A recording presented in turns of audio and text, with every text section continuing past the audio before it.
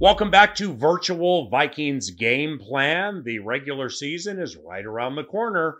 It is Paul Allen joined by that guy, one of the great tacklers and defensive players in the history of Minnesota Vikings football, 11-year linebacker Chad Greenway. Here to talk about many things, but we will begin with new defensive end Yannick Ngakoue. Hunter not practicing, Ngakoue needed. Overall, what do you think about the move?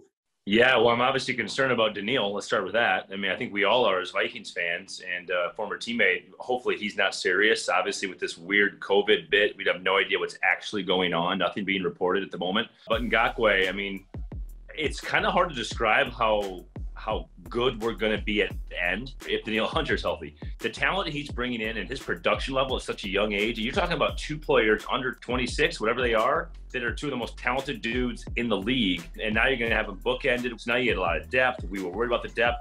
You talk about bringing in a dude. They did that. I don't know how they did it, but leave it up to Brzezinski to just magically make numbers appear. I love it.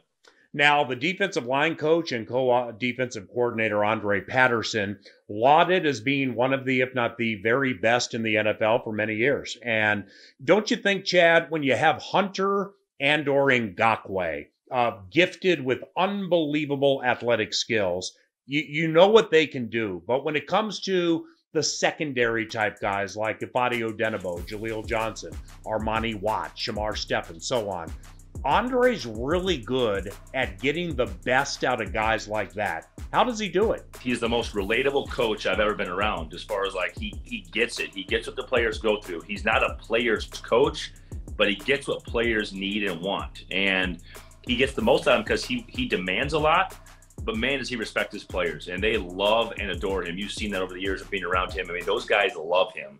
And I mean, everybody does, not just if you play for him in that position group. So I'm so excited for him to get the opportunity to be a co-coordinator. I think it's way, way overdue. And I'm excited for him. And he's gonna get the most out of this defense because he's one of those guys you just want to do well for.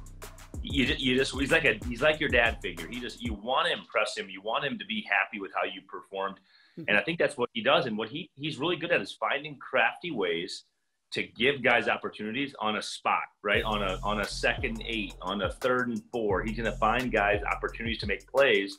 And when you bring in Ngakoue, now you just give him another tool that you can move these other guys and all these pieces around, and you're going to be seeing some crazy fun stuff on 3rd down. I cannot wait for 3rd down defense to see what they're going to roll out with all the talent they have over there.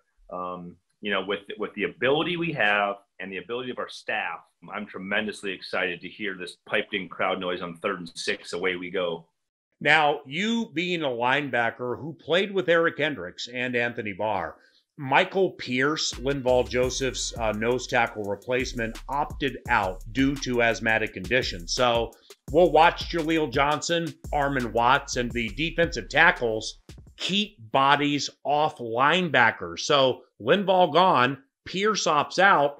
You being a linebacker, how's this going to work out? This is a big thing. I mean, how you bring it up and how you frame it makes a lot of sense, because if you're an outsider, you're a fan that maybe kind of follows football, and you see our linebackers running around making all these plays, and Eric Hendricks, all pro and Pro Bowl with Anthony Barr, it's because of the guys in front of them. It's because of Linval Hungry. It's because of Kevin Williams. It's because of Pat Williams. It's because, go on and on. And now we lack that big body in the middle that can kind of take some of those double teams on. But the guy that you kind of don't throw in at that nose position that is so good at what you describe is Shamar. Shamar is a tactician at doing those types of things. And he's been doing it mostly a 3 technique, but he's capable of playing the nose. He'll have his name called very few times.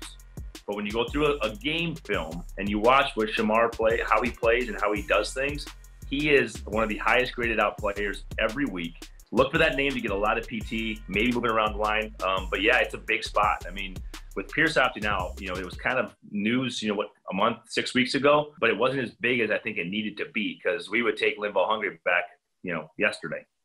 And Shamar Stephen, interestingly, his nickname, the Big Fundamental, because he is so technically sound.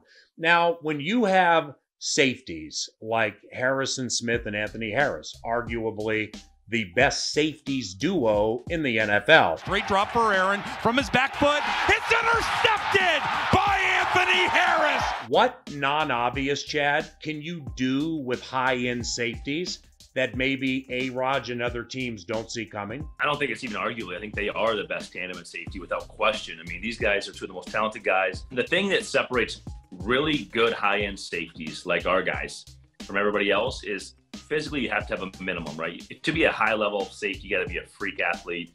These guys are freak mentally as well. Both these guys can play multiple positions. You look down the line, they can both blitz, they can both pressure, they both understand concepts.